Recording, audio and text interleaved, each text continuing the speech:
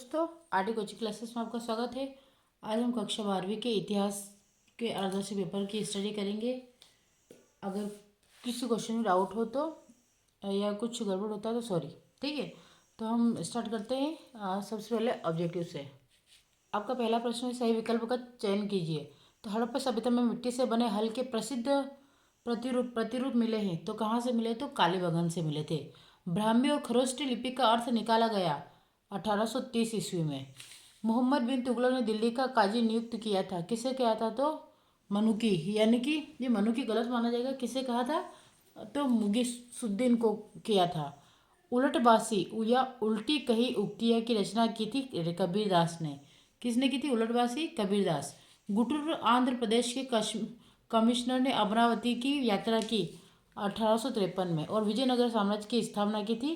दो भाई थे, हरिहर और बुक्का ने। नेक्स्ट प्रश्न है, रिक्त स्थान पूर्ति कीजिए। मेसोपोटामिया के एक लेख में मगध को नाविकों का देश कहा गया है। किसे? मगध को। फिर आरंभिक भारत का सबसे प्रसिद्ध ग्रंथ मनुस्मृति है। इसमें बहुत सारी बातें दी गई है मनुस्मृति में। ऐसी महिला जिन्होंने निर्वाण प्राप्त कर लिया है कहलाती है तो भिक्षुणी, या इसे अहिका या संगिनी भी कहा जाता है। तो आप भिक्षुणी स्पष्ट तौर पे कहा जाता है और अहिका या संगिनी उनकी भाषा में कहा जाता है। तेवर्णिया ने कम से कम 6 बार भारत की यात्रा की। कितनी बार? 6 बार। लिंगायत समुदाय के धार्मिक संकलन कन्नड़ भाषा में है। अमुक्त माल्य कृष्णदेव राय की रचना है। फिर नेक्स्ट प्रश्न आता है, सिंधु लिपि को प्रमाणित रूप में से पढ़ा नहीं जा सका। सत्य है। प्रभावती गुप्त काटक वंश की राजकुमारी थी। ये भी सत्य है। बुद्ध के उपदेशों का संकलन विनय पिटक में है। सत्य। ताराबाद नामक बाजार का वर्णन अलबरू ने किया। सत्य है। कराईकम कल अमेयार को दक्षिण भारत की मीरा कहा जाता है। ये भी सत्य है। विजयनगर के देवता विठ्ठल भगवान शिव के रूप में माने जाते हैं। असत्य। फिर अगला प्रश्न है, सही जोड़ी। तो जो मगन, तो मगन का क्या होगा? ओमान। मातंग, मातंग का होगा आनंद। बुद्ध के शिष्य, तो एक Bodhisattva. Travels in the Mughal empire क्या कहलाएंगे? है ना, क्या बोला है? Travels in the Mughal empire.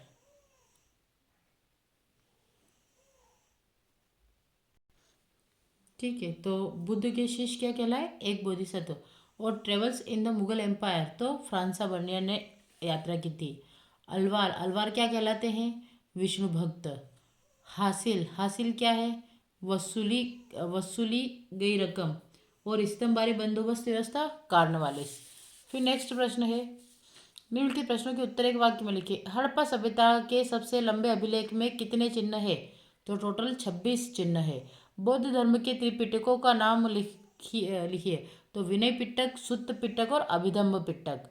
Ibn Battuta के चीनी वृत्तांत की तुलना किसके चीनी वृत्तांत से की गई? तो मार्को पोलो के चीनी वृत्तांत से की गई है। सती प्रथा का वर्णन किस विदेशी यात्री ने किया? इब्न बतूता ने। खालसा पंथ की स्थापना किसने की? गुरु गोविंद सिंह ने। जिन्स ए कामिल शब्द का प्रयोग किसके लिए हुआ है? श्रेष्ठ भूमि या उत्कृष्ट। पांचवी रिपोर्ट ब्रिटिश संसद में कब प्रस्तुत की गई? तो 1813 ईस्वी में। अब हम बात करेंगे क्वेश्चन नंबर 6 से लेके अंतिम प्रश्न तक, 2 से लेके 6 नंबर तक। ठीक है, तो पहला प्रश्न है, सिंधु घाटी सभ्यता में बाटों से क्या अभिप्राय है? तो इसका आंसर है, ठीक है, क्या आंसर है देख लीजिए आप, है ना। तो बाटों से अभिप्राय, विनय बाटों के सूक्ष्म या परिशुद्ध प्रणाली द्वारा नियंत्रित थे। ये बाट सामान्यतः चट नामक पत्थर से बनाए जाते थे और आमतौर पर ये किसी भी तरह के निशान से रहित घनाकार होते थे। इन बाटों के निचले मानदंड द्विआधारी 1, 2, 4, 8, 16, 32 इत्यादि यानी कि 12,800 तक थे, जबकि ऊपरी मानदंड दशमलव प्रणाली का अनुसरण करते थे। छोटे बाटों का प्रयोग संभवतः आभूषणों और मानकों के तोलने के लिए किया जाता है। तो ये इसका आंसर हो जाएगा, देख लीजिएगा। अब हम करते हैं नेक्स्ट क्वेश्चन। अगला प्रश्न है, जॉन मार्शल कौन थे? ठीक है, तो ये आपका जॉन मार्शल कौन थे?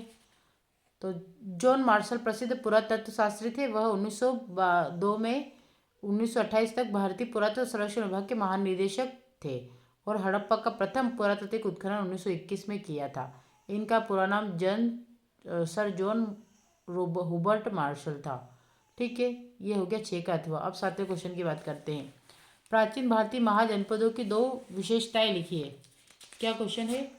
प्राचीन भारतीय महाजनपदों की 2 विशेषताएं लिखिए। प्राचीन महाजनपदों की विशेषताएं। महाजनपदों की प्रमुख विशेषता निम्न है।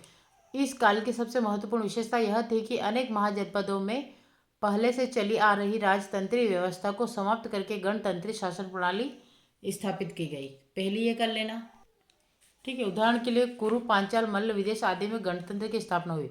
फिर दूसरा, जनता में लोकतांत्रिक भावनाएं प्रबल थी और अत्याचारी राजाओं के शासन को चुपचाप सहने वाली नहीं थी। गणतंत्र का एक प्रमुख होता था जो संभवतः 10 वर्ष के लिए चुना जाता था। राज्य की कार्यकारिणी शक्ति उसी के हाथ में होती थी। तो ये आपके क्या हो गए? महाजनपदों की प्रमुख विशेषता है। नेक्स्ट क्वेश्चन, अगला प्रश्न है, मौर्य सम्राट अशोक द्वारा प्रस्तावित धम्म क्या है? ठीक है, क्या क्वेश्चन है कि मौर्य सम्राट अशोक द्वारा प्रसारित धम्म क्या है?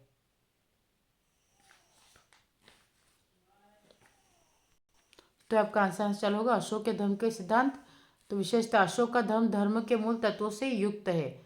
अशोक का धर्म धर्म के मूल शब्दों से युक्त, ठीक है। अशोक ने वैदिक धर्म के मूल तत्वों को सदा याद रखा, जैसे जैसे जैसे दया, करुणा, क्षमा, धृति, सोच इत्यादि। बुद्ध और जैन धर्म में भी यह मूल तत्व है। दूसरा, अशोक के धर्म में नैतिकता और सदाचरण मूल आधार है।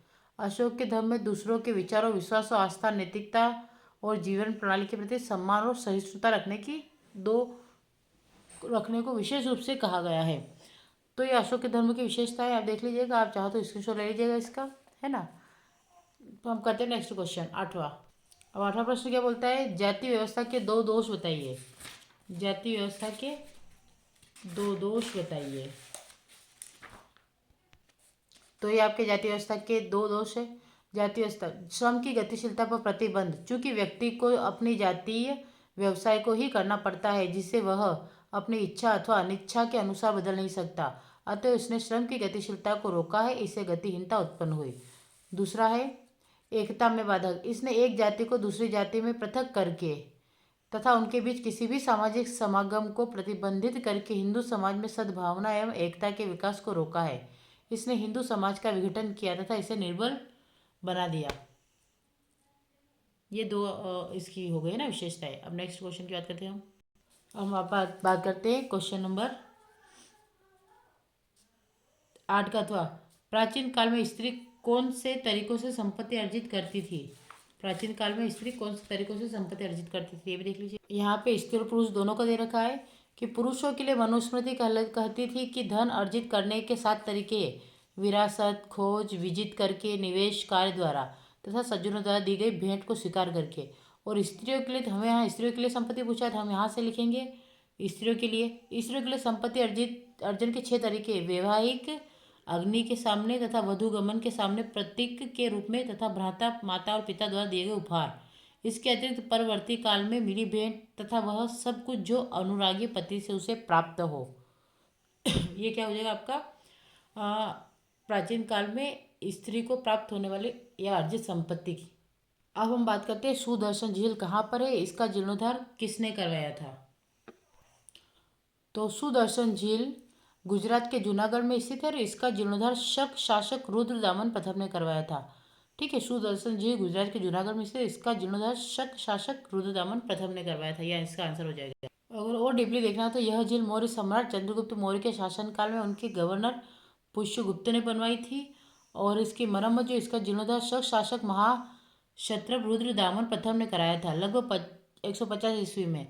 इसका उल्लेख जूनागढ़ अभिलेख में मिलता है, तो ये इसका आंसर हो जाएगा। ठीक है,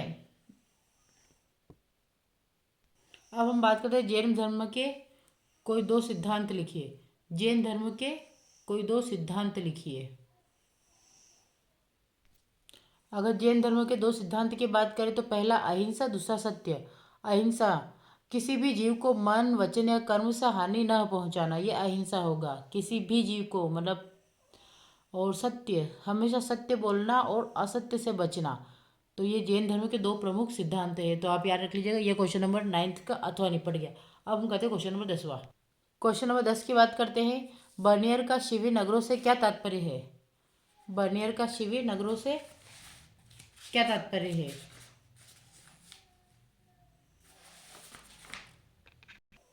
तो ये क्वेश्चन नंबर 10वें का आंसर है। बर्नियर का शिविर नगरों से क्या तात्पर्य है? तो शिविर जिसका आशय उन नगरों से था जो अपने अस्तित्व और बने रहने के लिए राजकीय शिविर पर निर्भर थे। उसका विश्वास था कि ये राजकीय दरबार के आगमन के साथ अस्तित्व में आते थे और इसके कहीं और चले जाने के बाद तेजी से पतनोन्मुख हो जाते थे। और 10वें ये इसका स्क्रीनशॉट ले लीजिएगा। अब इसी के अथवा यानी कि 10वें का अथवा क्या कुछ क्वेश्चन पूछा गया है, किताबुल हिंद में वर्णित विषयों का संक्षिप्त वर्णन कीजिए, है ना। क्या पूछा गया? किताबुल हिंद में वर्णित विषयों का संक्षिप्त विवरण। तो अरबी में लिखी गई अल बरूनी की कृति किताबुल हिंद की भाषा सरल और स्पष्ट। यह एक विस्तृत ग्रंथ है जो धर्म और दर्शन, त्योहारिक खगोल विज्ञान, कीनिया रीति रिवाजों तथा प्रथाओं, सामाजिक जीवन, भार तोल आदि मापन विधियों, मूर्तिकला, कानून, मापतंत्र विज्ञान आदि विषयों के आधार पर 80 अध्यायों में विभाजित है। तो ये क्वेश्चन नंबर 10 का अथवा हो गया। अब हम बात करते हैं क्वेश्चन नंबर 11 की। क्वेश्चन नंबर 11 है नल ईरा द्वीप दिव्य प्रबंधम के बारे में लिखिए। क्या है क्वेश्चन? नल ईरा दिव्य प्रबंधम के बारे में लिखिए। तो यह नल वीरा दिव्य प्रबंधम क्या है? तो नल वीरा दिव्य प्रबंधम तमिल के 4000 पद्यों का को कहते हैं जिनकी रचना 12 आलवार संतों ने 8वीं शताब्दी के पहले की थी। तमिल में नाल वीरा का अर्थ है 4000। अपने वर्तमान रूप में इन पद्यों का संकलन नाथ मुनि द्वारा 9वीं और 10वीं सदी में किया गया। ये पद्य आज भी खूब गाए जाते हैं। ये हो गया आपका क्वेश्चन नंबर 11। अब हम बात करते हैं क्वेश्चन नंबर 11 के अथवा की सगुण और निर्गुण भक्ति का आशय समझाइए। तो निर्गुण एवं सगुण भक्ति में निम्न अंतर है। निर्गुण भक्ति में ईश्वर का कोई आकार नहीं होता है, जबकि सगुण भक्ति में ईश्वर का एक आकार होता है। निर्गुण भक्ति में ईश्वर को अमर माना गया है, जबकि सगुण भक्ति में ईश्वर की मृत्यु हो जाती है या मृत्यु होती है। तो देख लीजिए सगुण और निर्गुण दोनों है। तो ये आपका आंसर हो जाएगा 11 का अथवा। अब हम बात करेंगे 12वां क्वेश्चन की। 12वां क्वेश्चन क्या है? रायचूर दोआब से क्या तात्पर्य है? क्वेश्चन 12वां क्या है आपका? रायचूर दोआब से क्या तात्पर्य है? रायचूर दोआब, तो ये आपका रायचूर दोआब है। क्या क्वेश्चन है? रायचूर दोआब से क्या? तो कृष्णा और तुंगभद्रा के बीच के क्षेत्रों को रायचूर दोआब भी कहते हैं। ब्राह्मणी सुल्तानों और हिंदू राजाओं के बीच इस दोआब पर कब्जे के लिए बराबर द्वंद्व होता रहा। इस दोआब में रायचूर तथा मुगदल नाम के 2 किले भी है। तो ये रायचूर दोआब से क्या तात्पर्य, ये आप देख लीजिएगा। नेक्स्ट क्वेश्चन 12 का अथवा। 12 का अथवा क्वेश्चन है राक्षसी तांगड़ी तालिकोटा युद्ध कब और किसके बीच में हुआ? तो बहुत ही छोटा सा आंसर है इसका, ये वाला। राक्षसी तांगड़ी युद्ध किन के बीच हुआ था? तो तालिकोट का युद्ध प्रसिद्ध युद्ध विजयनगर साम्राज्य और बहमनी साम्राज्य के बीच 1563 ईस्वी में लड़ा गया, है ना। तो राक्षसी तांगड़ी तालिकोटा युद्ध किन के बीच है? तो तालिकोट का प्रसिद्ध युद्ध विजयनगर साम्राज्य और बहमनी राज्य के बीच 1563 ईस्वी में हुआ था। अब बात करते हैं नेक्स्ट 12 का, है ना, 13वें क्वेश्चन की। मैंने पहले भी बोला है कि आप पेपर सोल्व करें तो पेपर को संभाल के रखिए, क्योंकि पेपर में आप क्वेश्चन रहेंगे और आंसर आप नोट कर लेंगे तो आपको टाइम की बचत होगी। ठीक है, तो अब अगला क्वेश्चन है जजमानी व्यवस्था के बारे में लिखिए। ठीक है, क्या क्वेश्चन है? जजमानी व्यवस्था के बारे में लिखिए। तो ये देखिए जजमानी व्यवस्था, है ना। तो जजमानी व्यवस्था क्या है? जजमानी व्यवस्था परंपरागत व्यवस्था पर निर्भर है। इस व्यवस्था में प्रत्येक जाति की एक निश्चित व्यवस्था तय हो जाती है जो परंपरागत होता है तथा यह पीढ़ी दर पीढ़ी हस्तांतरित होता रहता है। ये जजमानी व्यवस्था की विशेषताएं हैं। अब बात करते हैं हम खुदकास्ट और पाही कास्ट किसान कौन थे?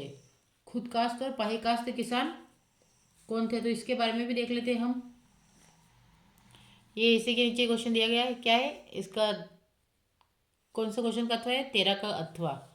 खुदकास्ट और पाही कास्ट किन्हें कहा जाता है? तो वह भूमि जिस पर स्वामी स्वयं खेती करता है, अर्थात वह किस्म के किसान जो उन्हीं गाँव में रहते थे जिनमें उनकी जमीन थी। तो ये होगा खुद कास्ट। और पाही कास्ट ये वे खेतीहर थे जो दूसरे गांव के ठेके पर खेती करने आते थे। लोग अपनी मर्जी से भी पाही कास्ट बनते थे और मजबूरन भी। तो खुद कास्ट क्या हो गया? यानी जो खुद की खेती का, और पाही कास्ट यानी दूसरे गाँव से आकर काम करने वाले लोग। फिर नेक्स्ट प्रश्न है आपका क्वेश्चन नंबर 14। क्या क्वेश्चन है? मुगल कालीन, क्वेश्चन नंबर 14, मुगल कालीन ग्रामीण समुदाय के घटक क्या थे? और इसी के अथवा में क्या जमींदारों की बढ़ी हुई हैसियत के क्या कारण थे? तो हम दोनों लिख लेते ये वाला क्वेश्चन, है ना। क्वेश्चन नंबर क्या? मुगल कालीन ग्रामीण समुदाय के 3 घटक क्या थे? तो मुगल कालीन ग्रामीण समुदाय के 3 घटक खेतीहर किसान, पंचायत और गांव का मुखिया, ये आपके मुगल कालीन ग्रामीण समुदाय के 3 घटक है: खेतीहर किसान, पंचायत और गांव का मुखिया, जिसमें मुकदम अथवा मंडल कहा जाता था। और जमींदारों की बड़ी हुई हैसियत के कारण, तो जमींदारों की बढ़ती हुई हैसियत के पीछे एक कारण जाति था तथा दूसरा कारण यह था कि वे लोग राज्य को कुछ खास किस्म की सेवाएं खिदमत देते थे। ठीक है, तो ये जमींदारों की बढ़ी हुई हैसियत के बारे में है। अब नेक्स्ट क्वेश्चन 15 करते हैं। क्वेश्चन नंबर 15 है, जमींदार भू राजस्व जमा करने में चूक क्यों करते थे? ये आपका आंसर हो जाएगा, जमींदार भू राजस्व जमा करने में चूक इसलिए करते थे क्योंकि वे किसानों से वसूली पूरी तरह नहीं कर पाते थे या समय पर कर नहीं देते थे। और दूसरा है, कभी कभी फसल खराब हो जाने या आर्थिक कठिनाइयों के कारण राजस्व समय पर एकत्र नहीं हो पाता था। तो ये दो कारण है, जमींदार भू राजस्व जमा करने में चूक इसलिए करते थे क्योंकि वे किसानों से वसूली पूरी तरह नहीं कर पाते थे या समय पर नहीं कर देते थे, या कभी कभी फसल खराब हो जाने या आर्थिक कठिनाइयों के कारण राजस्व समय पर एकत्र नहीं हो पाता था। तो ये आपका क्वेश्चन हो जाएगा, है ना। कौन सा वाला क्वेश्चन था हमारा ये वाला? तो क्वेश्चन नंबर 15। अब हम बात करते हैं 15 का अथवा। अब हम बात करते हैं क्वेश्चन नंबर 15 के अथवा की। दामिल कोह क्या थे? तो दामिल एक कोह भागलपुर से राजमहल तक का वनक्षेत्र था। ब्रिटिश सरकार द्वारा दामिल एक कोह का निर्माण संथाल समुदाय को बसाने के लिए किया गया था। उल्लेखनीय है कि तत्कालीन समय में भागलपुर से राजमहल तक के क्षेत्र का दामिनी कोह के नाम से जाना जाता था। इसके बाद में इसका नाम संथाल परगना रखा गया। तो ये दामिले कोह का क्या है देख लीजिएगा आप। ठीक है, अब बात करते हैं नेक्स्ट क्वेश्चन 16वें क्वेश्चन की। क्या पूछा आपसे कि मोहनजोदड़ो एक सुनियोजित नगर था क्योंकि वहाँ चौड़ी सड़कें, निकास व्यवस्था यानी कि जल निकास से ईंटों से बने घरों और नालियों की सुव्यवस्थित योजना थी। यह प्राचीन भारत के उन्नत नगर योजना का उत्कृष्ट उदाहरण है। इसलिए आपसे पूछा है ना कि मोहनजोदड़ो एक सुनियोजित नगर व्यवस्था था, इसलिए मोहनजोदड़ो एक सुव्यवस्थित नगर योजना था। ये आंसर कर लीजिएगा। इस अब इसका आंसर आप देख लीजिएगा, है ना। अब हम बात करते हैं, क्या प्रारंभिक राज्यों में राजा केवल क्षत्रिय थे? स्पष्ट कीजिए। तो ये भी आप देख लीजिएगा। हाँ, अब नेक्स्ट क्वेश्चन है, संपत्ति में भागीदारी से क्या अभिप्राय है? प्राचीन काल में संपत्ति में भागीदार कौन कौन और किस प्रकार होता था, वर्णन कीजिए। तो ये क्वेश्चन भी हम नेक्स्ट लेक्चर में ही करेंगे, यानी कि 16 का अथवा, 17 और 17 का अथवा। ठीक है, 16 इसका अथवा, 17 और 17 का अथवा हम नेक्स्ट लेक्चर में करेंगे। अब हम बात करते हैं अगले क्वेश्चन। अगला क्वेश्चन है, सांची के बौद्ध स्तूपों के संरक्षण में भोपाल की बेगमों की भूमिका का वर्णन कीजिए। ठीक है, क्या क्वेश्चन है तो ये देख लेते हैं हम। सांची के बौद्ध स्तूप संरक्षण में भोपाल की बेगमों की भूमिका। तो भोपाल के शासकों जहाँ शाहजहाँ बेगम और उत्तराधिकारी सुल्तान जहाँ बेगम ने इस प्राचीन स्थल के रख रखाव के लिए धन का अनुदान दिया। आश्चर्य नहीं कि जॉन मार्शल ने सांची पर लिखी अपने ग्रंथ को सुल्तान जहां को समर्पित किया। सुल्तान जहां बेगम ने वहां एक संग्रहालय और अतिथिशाला बनाने के लिए अनुदान दिया। वहां रहते हुए ही जॉन मार्शल ने अपना ग्रंथ लिखा। इस पुस्तक के विभिन्न खंडों के प्रकाशन में भी सुल्तान जहां बेगम ने अनुदान दिया, इसलिए स्तूप बना रहा है। तो इसके पीछे कुछ विवेकपूर्ण निर्णयों की भूमिका है। यह भाग्य की बात है कि यह रेल ठेकेदारों और निर्माताओं की नज़र से बचा रहा, जो ऐसी चीज़ों को यूरोपीय संग्रहालयों में ले जाना चाहते थे। अब इसकी मरम्मत और संरक्षण का कार्य भारतीय पुरातत्व विभाग कर रहा है। तो ये हो जाएगा कि इसमें बेगमों का क्या हाथ रहा। तो यहाँ से लेके आपको यहाँ तक लिखना है, आप देख लीजिएगा। अब बात करते हैं हम अगले क्वेश्चन की। 18वें का अथवा क्वेश्चन है, वैष्णववाद का वर्णन कीजिए। तो भगवान विष्णु को अपना इष्ट देव मानने वाले भक्त वैष्णव कहे गए। उनका संप्रदाय वैष्णव अथवा भागवत संप्रदाय कहा गया और उनका धर्म वैष्णव धर्म अथवा भागवत धर्म कहलाता है। वैष्णववाद में कई अवतारों के इर्द गिर्द पूजा पद्धतियां विकसित हुई। इस परंपरा के अंदर इस अवतारों 10 अवतारों की कल्पना है। कितने अवतारों की बात की गई है? तो 10 अवतारों की कल्पना है। यह माना जाता था कि पापियों के बढ़ते प्रभाव के चलते जब दुनिया में अव्यवस्था और नाश की स्थिति आ जाती थी, तब विश्व की रक्षा के लिए भगवान अलग अलग रूपों में अवतार लेते थे। संभवतः अलग अलग अवतार देश के भिन्न भिन्न हिस्सों में लोकप्रिय थे और इन सब स्थानीय देवताओं को विष्णु का रूप मान लेना एकीकृत धार्मिक परंपरा के निर्माण का एक महत्वपूर्ण तरीका था। ठीक है, तो आप यहाँ तक ये कर लीजिएगा, बहुत होगा। हम अब बात करते हैं क्वेश्चन नंबर 19 की। क्वेश्चन नंबर 19 का आंसर भी आपको मैं एक साथ ही बता दूंगी। ठीक है, ये जोरदार कौन थे ग्रामीण क्षेत्रों में, तो ये आपको बुक के अंदर मिलेगा और अभी मेरे पास बुक अवेलेबल नहीं है, तो ये जहाँ तक होगा मैं बुक से ही करवाने का प्रयास करूँगी। नेक्स्ट क्वेश्चन है दक्कन विद्रोह के कोई दो कारणों का वर्णन कीजिए। दक्कन दंगा आयोग ने क्या रिपोर्ट प्रस्तुत की। ठीक है, तो एक बार ये क्वेश्चन भी देख लेते हैं। दक्कन आयोग की, ठीक है, दक्कन विद्रोह के कोई दो कारण, दक्कन दंगा आयोग ने क्या रिपोर्ट प्रस्तुत की।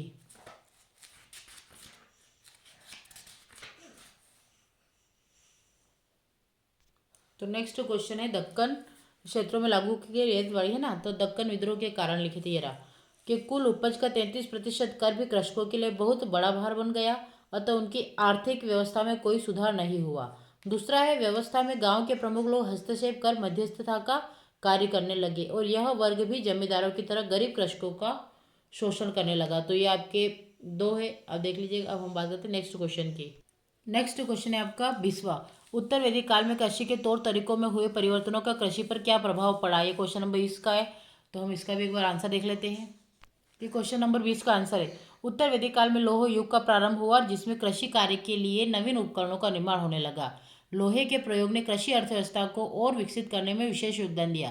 कृषि के प्रसार से कबायली संगठन में भी विघटन हुआ एवं छोटे छोटे कबीले एक दूसरे में विलीन होकर बड़े क्षेत्रफल जनपदों के रूप में उभर रहे थे। कृषि लोगों का प्रमुख व्यवसाय बन चुका था और इस तरह सामान्य जीवन में स्थायित्व का विकास हुआ। फिर तीसरा है इस काल में स्थायी रूप से खेती करने के लिए जंगल साफ करने हेतु लोहे की कुल्हाड़ी का प्रयोग किया गया और लोहे के नोक वाले हल एवं कुदाल ने कृषि यंत्रों की क्षमता को बढ़ाया, जिससे कृषि कार्यों का विस्तार हुआ। तथापि लौह उपकरणों के निर्माण में वांछित विकास अभी तक नहीं हो पाया। और लास्ट है उत्तर वैदिक काल में कृषि कार्यों का मुख्य पेशा हो गई कृषि हल बैल की सहायता से होती थी, जो के अतिरिक्त अब गेहूं एवं चावल मुख्य फसल हो गई और भी कई प्रकार की फसलें अस्तित्व में आ गई। तैतरीय संहिता में जौ, धान, उड़द, तिल आदि की चर्चा है। ये क्वेश्चन नंबर आपका कौन सा था। क्वेश्चन नंबर 20वां था। अब हम बात करते हैं क्वेश्चन नंबर 20 के अथवा की। क्वेश्चन नंबर 20 का अथवा क्या बोलता है आपका कि आरंभिक भारतीय इतिहास में छठी शताब्दी ईसा पूर्व के एक महत्वपूर्ण परिवर्तनकारी काल क्यों माना जाता है, स्पष्ट कीजिए। तो इसका भी आंसर देख लीजिए आप। एक महत्वपूर्ण, तो आरंभिक भारतीय इतिहास में छठी शताब्दी ईसा को एक महत्वपूर्ण परिवर्तन काल क्यों माना जाता है, स्पष्ट कीजिए। तो छठी शताब्दी ईसा पूर्व को एक महत्वपूर्ण परिवर्तनकारी काल इसलिए माना जाता था क्योंकि इस काल में आरंभिक राजनगरों में लोहे के बढ़ते प्रयोग और सिक्कों का अभूतपूर्व विकास हुआ था। इसी काल में बौद्ध और जैन सहित विभिन्न दार्शनिक विचारधाराओं का उद्भव हुआ था। छठी शताब्दी ईसा पूर्व में कुछ साम्राज्यों के विकास में वृद्धि हुई थी, तो बाद में प्रमुख साम्राज्य बन गए और इन्हें महाजनपद हुई या महान देश से के नाम से जाना जाने लगा। इस काल में लौह युग का प्रारंभ हुआ, जिससे कृषि कार्य के लिए नवीन उपकरणों का निर्माण होने लगा। लोहे के प्रयोग ने कृषि अर्थव्यवस्था को और विकसित करने में विशेष योगदान दिया और कृषि के प्रसार से कबायली संगठन में भी विघटन हुआ एवं छोटे छोटे कबीले एक दूसरे में विलीन होकर बड़े क्षेत्रगत जनपदों के रूप में उभर रहे थे। कृषि लोगों का प्रमुख व्यवसाय बन चुका था और इस तरह सामान्य जीवन में स्थायित्व का विकास हो गया। अब हम बात करते हैं क्वेश्चन नंबर 21वें की।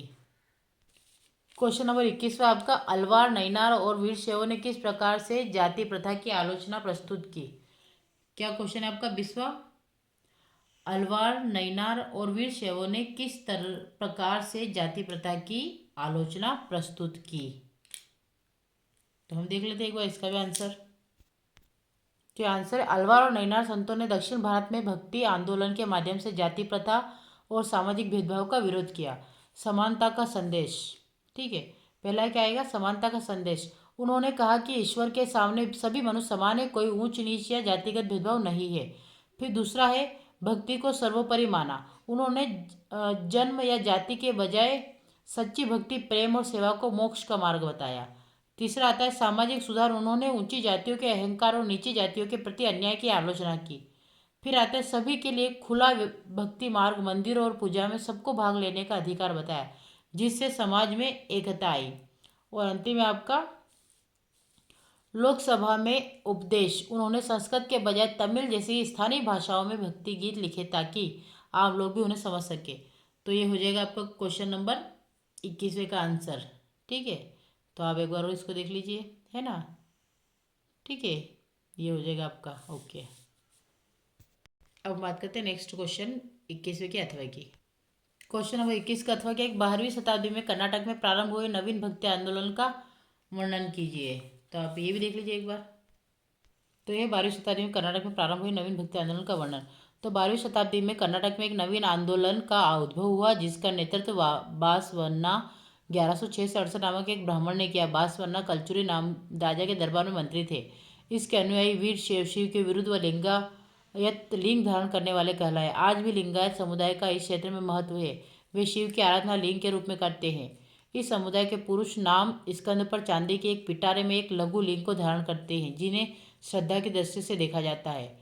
उनमें जंगल अर्थात यायावर भिक्षु शामिल है। लिंगायतों का विश्वास है कि मृत्योपरांत भक्त शिव में लीन हो जाएंगे तथा इस संसार में पुनः नहीं लौटेंगे। तो धर्मशास्त्र में बताए गए संस्कार का वे पालन नहीं करते और अपने मृतकों का विधि पूर्वक दफनाते हैं।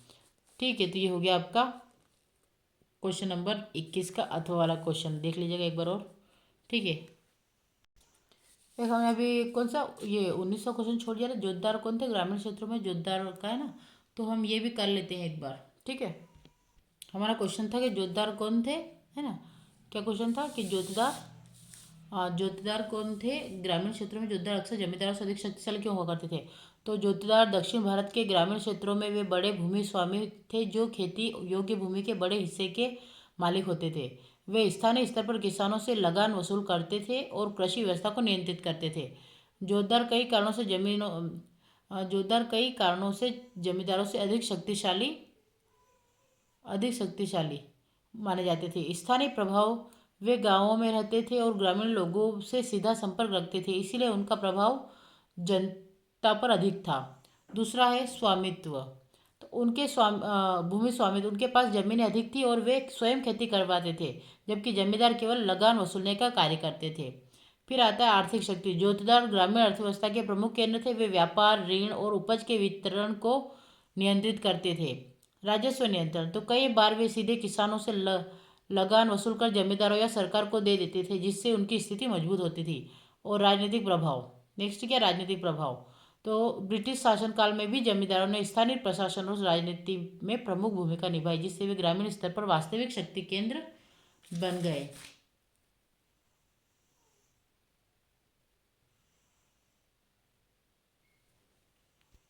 अब हम बात करते हैं क्वेश्चन नंबर ये वाला, क्वेश्चन नंबर 17 हमने छोड़ा था ना अभी। क्या प्रारंभिक राज्यों में राजा केवल क्षत्रिय थे? स्पष्ट कीजिए। तो इसको एक बार देख लेते हैं हम इसका आंसर। तो अब इसका आंसर क्या लिखेंगे? नहीं, प्रारंभिक राज्यों में राजा केवल क्षत्रिय नहीं थे। विभिन्न विभिन्न वर्णों के राजा। प्रारंभिक काल में कई कई ब्राह्मण, वैश्य और यहाँ तक कि शूद्र वर्ण के लोग भी राजा बने। जैसे नंद वंश के संस्थापक महापद्मनंद को शूद्र माना गया है। ठीक है। दूसरा आता है योग्यता का महत्व। उस समय योग्यता, पराक्रम और धन के आधार पर भी राजा बनना संभव था, केवल जन्म नहीं। फिर तीसरा आता है गणराज्य परंपरा। कुछ क्षेत्रों में गणराज्य थे जहाँ राजा का चुनाव जनता या सभा द्वारा किया जाता था, वहाँ जाति का उतना महत्व नहीं था। फिर आता है धर्म ग्रंथों की मान्यता। यद्यपि धर्म ग्रंथों में कहा गया है कि राजा क्षत्रिय होना चाहिए, परंतु ऐतिहासिक प्रमाण बताते हैं कि यह नियम हमेशा नहीं माना गया। उदाहरण, मगध के नंद और मौर्य जैसे वंशों के शासक क्षत्रिय नहीं थे, फिर भी उन्होंने बड़े साम्राज्य स्थापित किए। तो इससे सिद्ध होता है कि प्रारंभिक राज्यों में राजा केवल क्षत्रिय नहीं होते थे, किसी भी कुल से हो सकते थे। अब हम बात करते हैं क्वेश्चन नंबर 17 के अथवा की। ठीक है, अभी 17 देखा, अब 17 क्वेश्चन नंबर 17 के अथवा की कि संपत्ति में भागीदारी से क्या अभिप्राय है? प्राचीन काल में संपत्ति में भागीदार कौन कौन और किस प्रकार होता था, वर्णन कीजिए।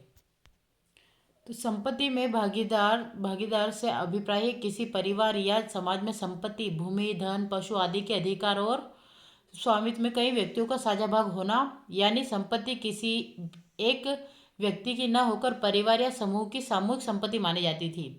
प्राचीन काल में संपत्ति के भागीदार और उनका स्वरूप इस प्रकार था। परिवार के सदस्य की बात करें तो परिवार के सदस्य संपत्ति में सबसे पहले पिता, पुत्र, भाई आदि परिवार के सदस्य भागीदार होते थे। पिता की मृत्यु के बाद सभी पुत्रों में संपत्ति का समान विभाजन होता था। फिर नेक्स्ट आता है सामूहिक स्वामित्व। कई बार संयुक्त परिवार की संपत्ति को सभी सदस्य मिलकर उपयोग करते थे, जैसे भूमि, पशु या घर। फिर आता है स्त्रियों की भागीदारी।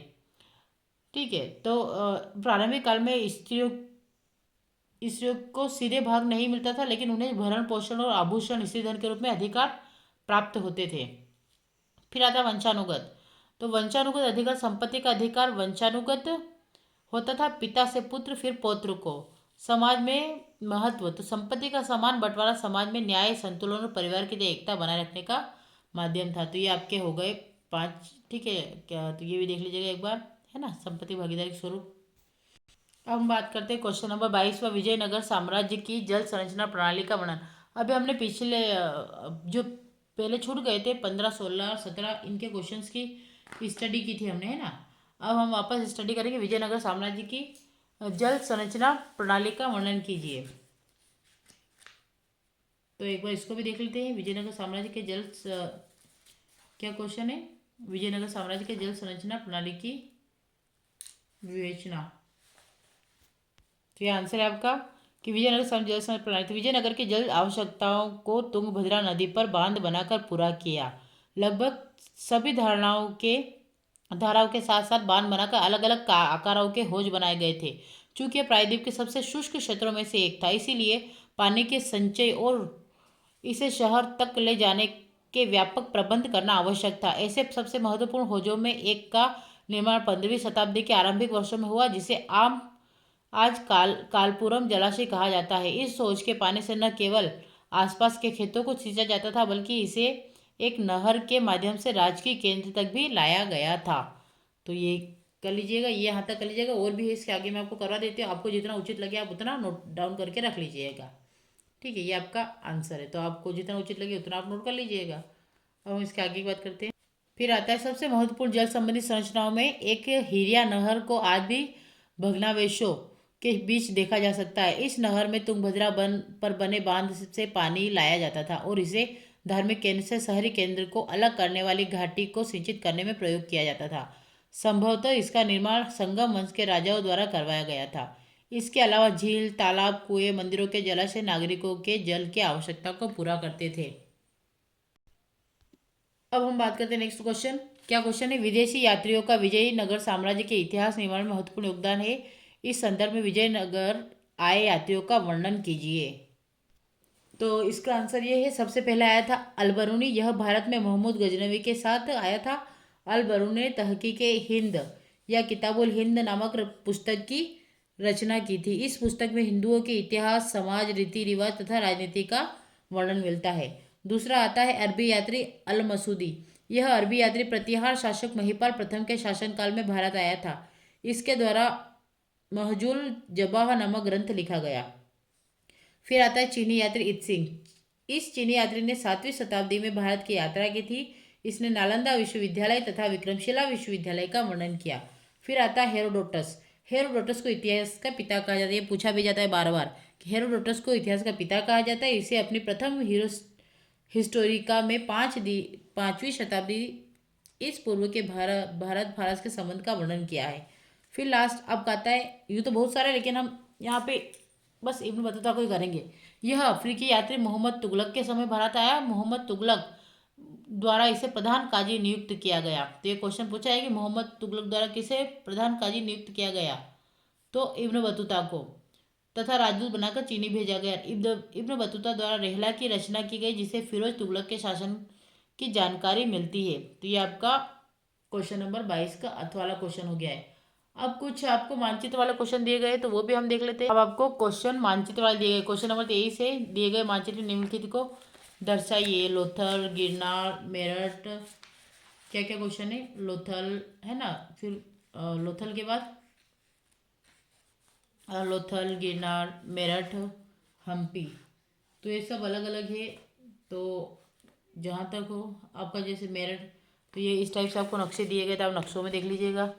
जैसे ये वाला नक्शा दिया गया आपको, है ना, तो इसमें देखो जैसे आपका मेरठ आया था, तो आपका मेरठ कहाँ दिया गया इसमें, है ना। इसके बाद कहते हैं मेरठ है आपका दूसरे नंबर पे, तो इधर देखते हैं हम मेरठ कहाँ दिया गया है आपका, यहाँ पे ये मेरठ है। तो इस टाइप से आपको ढूंढ ढूंढ के नक्शे दर्शाने हैं। ठीक है, तो आप देख लीजिएगा और सेट कर लीजिएगा।